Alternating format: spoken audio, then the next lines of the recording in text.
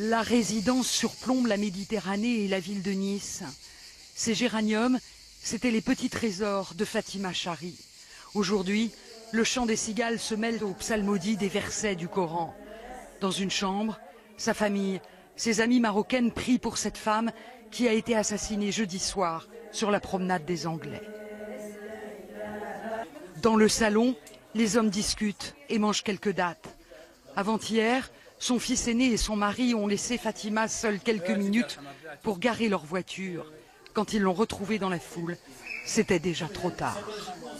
Il y avait déjà une dame quand je suis arrivé qui faisait un massage cardiaque. Je l'ai assisté en restant impuissant, quoi. Après, les pompiers sont venus prendre le relais. Ils ont mis les défibrillateurs en attendant qu'ils nous demandent de s'écarter pour choquer. Mais ils ne demandaient que de répéter le massage cardiaque parce qu'ils ne trouvaient pas de pouls. Je sais comment ça marche. Ils ne trouvaient pas le pouls. Et au bout de 2 fois, 3 fois, le pompier il a dit je crois que c'est fini.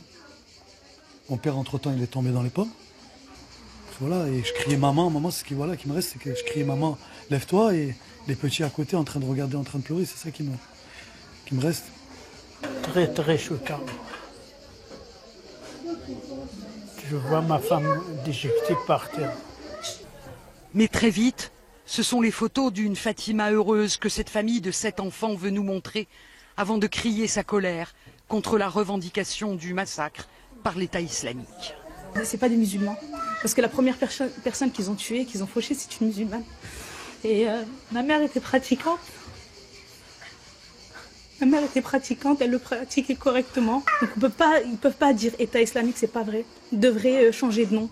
État terroriste, État, autre chose, mais État diabolique par exemple, mais pas du tout État islamique, c'est pas vrai.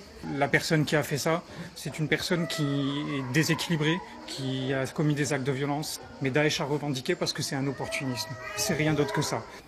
La douleur, la colère, mais aussi les formalités administratives. D'abord un rendez-vous avec les enquêteurs au commissariat. On est obligé d'assumer. Ça fait partie de la suite. Donc voilà. 2 heures plus tard, père et fils sortent un peu rassérénés. Et vraiment, on est content qu'on a sorti de là, on avait un peu plus le sourire. Parce qu'on voit que vraiment ils sont performants et ils sont là quand il faut. Mais il faut aussi organiser le rapatriement du corps de Fatima au Maroc. Et puis les obsèques. Le parcours difficile de la famille se poursuit à la banque. Une assurance justement civile qui prend en compte tout le décès, c'est-à-dire le corbillard, tout. Mais la famille reste encore sur une inconnue. Elle ne sait toujours pas quand le corps de leur mère et épouse leur sera rendu.